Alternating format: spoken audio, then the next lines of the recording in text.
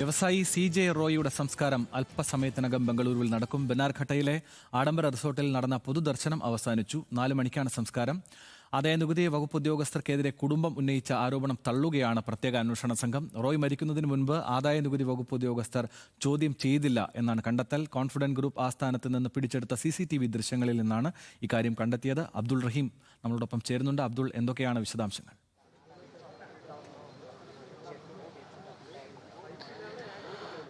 നിലവിലിപ്പോൾ CJ റോയിയുടെ മൃതദേഹം സംസ്കാര ശുശ്രൂഷകൾക്കായി saint Joseph പള്ളിയിലേക്ക് കൊണ്ടുപോയിരിക്കുകയാണ്. അതിനുശേഷം എനിക്ക് പിന്നിലായി കാണുന്ന ഇവിടെയാണ് അദ്ദേഹത്തിൻ്റെ സംസ്കാരം നടക്കുക. അതായത് നേരത്തെ പൊതുദർശനത്തിന് വെച്ച അദ്ദേഹത്തിൻ്റെ കാസ്കേഡ് റിസോർട്ടിനുള്ളിൽ തന്നെയാണ് അദ്ദേഹത്തിൻ്റെ അന്ത്യവിശ്രമം, അതിനുള്ള സൗകര്യങ്ങൾ ഒരുക്കിയിട്ടുള്ളത്. ഏതായാലും പള്ളിയിലെ ചടങ്ങുകൾ പൂർത്തിയാക്കിയ ശേഷം ഏകദേശം അരമണിക്കൂറിനുള്ളിൽ തന്നെ തിരികെ ഈ സ്ഥലത്തേക്ക് വരും എന്നുള്ളതാണ് നമുക്കിപ്പോൾ മനസ്സിലാക്കാൻ കഴിയുന്നത്. ഏതായാലും സംസ്കാരത്തിനുള്ള ഒരുക്കങ്ങൾ ഇപ്പോൾ പുരോഗമിക്കുകയാണ്. ഇനി കേസിന്റെ കാര്യത്തിലേക്ക് വരികയാണെങ്കിൽ ഈ ആദായ നികുതി വകുപ്പിനെതിരെ ഗുരുതര ആരോപണം CJ റോയിയുടെ കുടുംബം ഉന്നയിക്കുന്നുണ്ട്.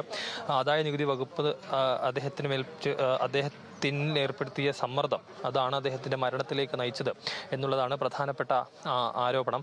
പക്ഷേ ആ ആരോപണം ശരിവെക്കുന്നതല്ല ഇപ്പോൾ നിലവിൽ പുറത്തുവരുന്ന പോലീസിന്റെ, അതായത് സ്പെഷ്യൽ ഇൻവെസ്റ്റിഗേഷൻ ടീമിന്റെ കണ്ടെത്തൽ എന്നുള്ളതാണ് ഏറ്റവും സുപ്രധാനമായ കാര്യം. കാരണം ഇന്നലെ സ്പെഷ്യൽ ഇൻവെസ്റ്റിഗേഷൻ ടീം രൂപീകരിച്ചതിന് ശേഷം അവർ ചില പരിശോധനകളും മറ്റും ഈ സംഭവം നടന്ന കോൺഫിഡന്റ് ഗ്രൂപ്പിന്റെ ഹൊസൂർ റോഡിലുള്ള ഹെഡ് ഓഫീസിൽ നടത്തിയിരുന്നു. ആ പരിശോധനകളിൽ ഏതെങ്കിലും തരത്തിൽ ഈ കുടുംബത്തിന്റെ ആരോപണം ശരിവെക്കുന്ന തരത്തിലുള്ള ഒന്നും തന്നെ കണ്ടെത്താൻ കഴിഞ്ഞിട്ടില്ല എന്നുള്ളതാണ്. കൂടാതെ മറ്റൊരു പ്രധാനപ്പെട്ട കാര്യം, ഈ ആദായ നികുതി വകുപ്പ് ഉദ്യോഗസ്ഥർ അവിടെ എത്തിയതിനു ശേഷം വളരെ സൗഹൃദപരമായിട്ടാണ് CJ റോയുമായി സംസാരിച്ചിരുന്നത് എന്നടക്കമുള്ള കാര്യങ്ങളാണ്. കൂടാതെ ഏതെങ്കിലും തരത്തിലുള്ള റെയ്ഡോ മറ്റു കാര്യങ്ങളോ നടന്നിട്ടില്ല.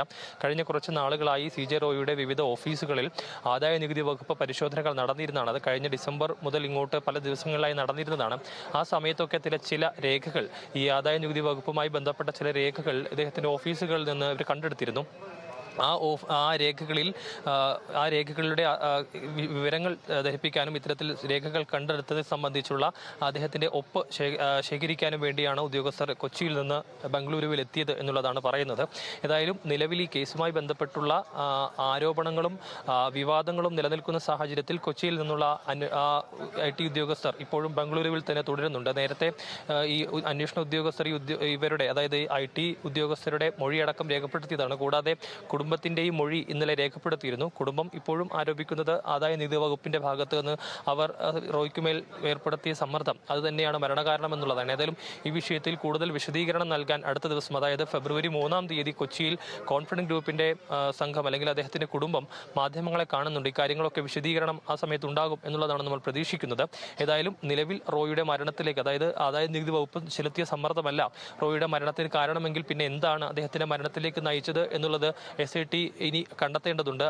അതുമായി ബന്ധപ്പെട്ടുള്ള അന്വേഷണം ഇപ്പോൾ തന്നെ ആരംഭിച്ചിട്ടുണ്ട് എന്നുള്ളതാണ്.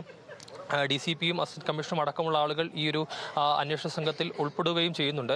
ഇന്നലെ ഈ സംഭവം നടന്ന സ്ഥലത്തെത്തി ചില പരിശോധനകൾ നടത്തിയതിന്റെ അടിസ്ഥാനത്തിലാണ് ഇപ്പോൾ ആദായ നികുതി വകുപ്പിന്റെ സമ്മർദ്ദമല്ല മരണത്തിലേക്ക് നയിച്ചത് എന്നൊരു പ്രാഥമിക കണ്ടെത്തലിലേക്ക് വന്നിട്ടുള്ളത്. ഏതായാലും ഇനി മരണത്തിലേക്ക് നയിച്ച കാരണം എന്താണെന്നുള്ളത് കണ്ടെത്തേണ്ടതൊപ്പം തന്നെ അദ്ദേഹത്തിൽ നിന്ന് 2 ഫോണുകൾ ഇത്തരത്തിൽ അന്വേഷണ സംഘം കണ്ടെടുത്തിട്ടുണ്ടെങ്കിൽ അവരുടെ കൈവശമാണ് ആ ഫോണുകളുള്ളത്. ആ ഫോൺ തുറന്ന് പരിശോധിക്കാൻ ഇതുവരെയും കഴിഞ്ഞിട്ടില്ല. ആ ഫോൺ തുറന്ന് പരിശോധിച്ചാൽ മാത്രമാണ് എന്താണ് അതിലുണ്ടായിരുന്നത്, ഏതെങ്കിലും തരത്തിലുള്ള, അതായത് അദ്ദേഹത്തിന്റെ മരണത്തിലേക്ക് ലീഡ് ചെയ്യുന്ന തരത്തിലുള്ള ഏതെങ്കിലും തരത്തിലുള്ള വിവരങ്ങളോ മറ്റോ ഉണ്ടോ എന്നുള്ളത് പരിശോധിക്കാൻ കഴിയുകയുള്ളൂ. ഏതായാലും ആ പരിശോധനയും ഇതുവരെയും നടന്നിട്ടില്ല എന്നുള്ളതാണ് നമുക്ക് ഈ ഘട്ടം വരെ മനസ്സിലാക്കാൻ കഴിയുന്നത്. ഏതായാലും CJ റോയിയുടെ മരണം വലിയ ഞെട്ടലുണ്ടാക്കിയ ഒരു മരണം തന്നെയാണ്. അദ്ദേഹം സ്വയം നിറയൊഴിച്ച് ജീവനൊടുക്കുകയായിരുന്നു എന്നുള്ളതാണ് നമുക്ക് മനസ്സിലാക്കാൻ കഴിയുന്നത്. ഏതായാലും അതുമായി ബന്ധപ്പെട്ടുള്ള പരിശോധനകൾ നിലനിൽക്കുകയാണ്. കർണാടക സർക്കാർ അടക്കം ഈ വിഷയത്തിൽ ഇടപെട്ടിട്ടുണ്ട്. കർണാടക സർക്കാരിന്റെ നിർദ്ദേശപ്രകാരമാണ് പ്രത്യേക അന്വേഷണ സംഘത്തെ രൂപീകരിക്കുകയും പെട്ടെന്ന് തന്നെ അന്വേഷണത്തിലേക്ക് കടക്കുകയും ചെയ്തത്.